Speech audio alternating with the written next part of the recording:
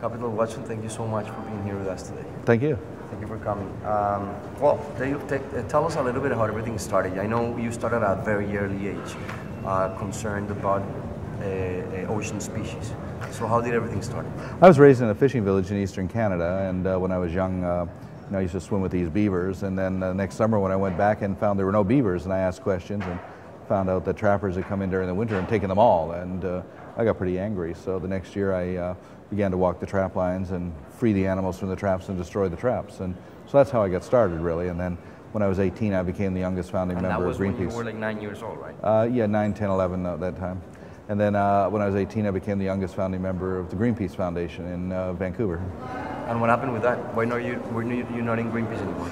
Well, I got involved with Greenpeace up until 1977, but then the organization became far too bureaucratic, and so I left to set up Sea Shepherd. I don't like protesting. I think it's a very submissive sort of thing, like please, please don't kill the whales and hold up a banner. That's not going to do anything. So you don't consider your organization to be a protest organization? No, we don't protest.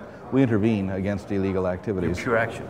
Yeah, and we focus on marine wildlife and habitats, but purely against illegal operations. We're an anti-poaching organization. So that's one of the reasons that we've never been convicted of a felony or sued, because criminals don't take you to court and sue you.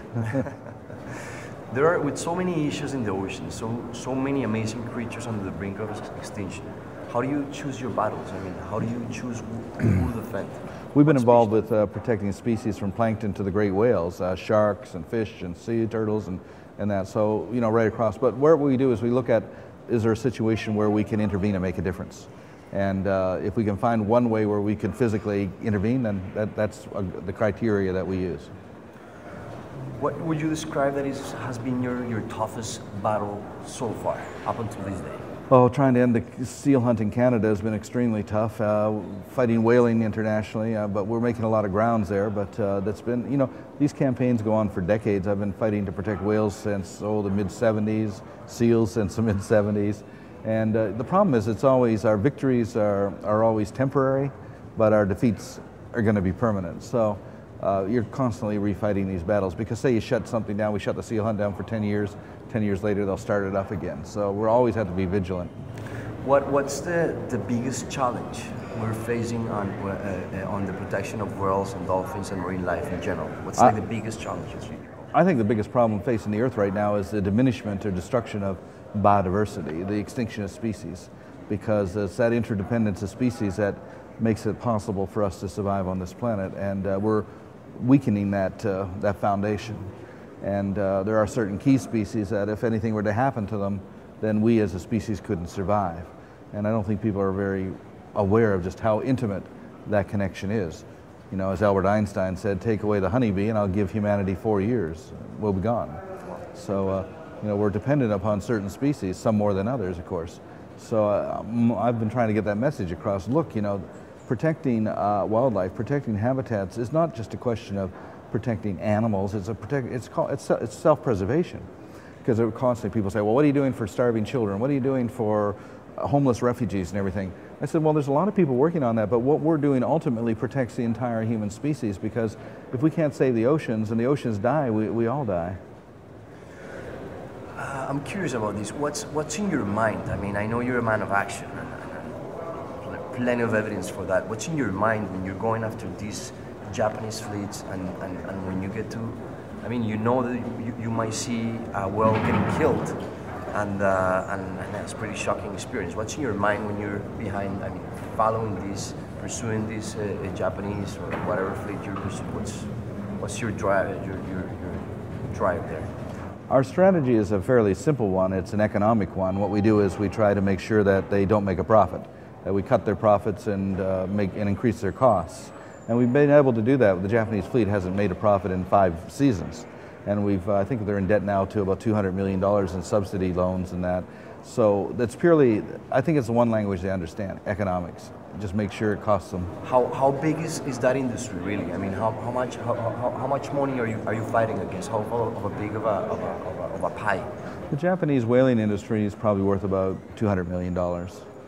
And we're able to cut those profits in half every year. Do you have any strategy for? I know it's already proven that all of these whale meat, I mean, I know they get these whales for the scientific research purposes, which is what they look in the legislation, right? But it's been already proven that there are a lot of this meat that is found in the Japanese market and even schools for children. And we also know that has a big health issue because this meat is full of mercury. Do you guys have any strategy within Japan to fight this? Well, it is a commercial whale hunt, and everybody knows that the scientific excuse is not really valid. And even if it was, it doesn't justify taking endangered whales in an established whale sanctuary. One of the things that we've been doing in Japan, for instance, we helped make the movie The Cove, which brings attention inside Japan to the dolphin slaughter that's happening there. And because of our dramatic confrontations in the Southern Ocean, that makes it into the Japanese news media, and we were able to pierce that veil of secrecy, really, because most Japanese weren't even aware of the whale hunt until we dramatized it and got it into the news. Are you an optimistic? I mean, do you think that we're ever going to win this battle? Are we going to be able to save these amazing species from the oceans? I'm optimistic. I wouldn't be doing what I'm doing if I wasn't optimistic, because I always think that we have to have hope that we'll find a solution, and that solution is going to come from the imaginations and talents and abilities and skills of people from all over the world, really. And so that's where because I believe that the solution is the impossible one. We just have to find somebody up to come up with the impossible answer. And I think that the strength lies in diversity, a diversity of approaches and of awareness, and that the foundation of this entire movement is based on individuals and individual passion. So I don't have a lot of faith in big organizations, certainly not in government, but I do have a lot of faith in the power of and passion of individuals.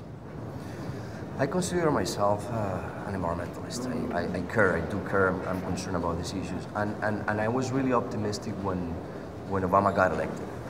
And recently I've heard news that he is doing something against this whaling, the protection of whales.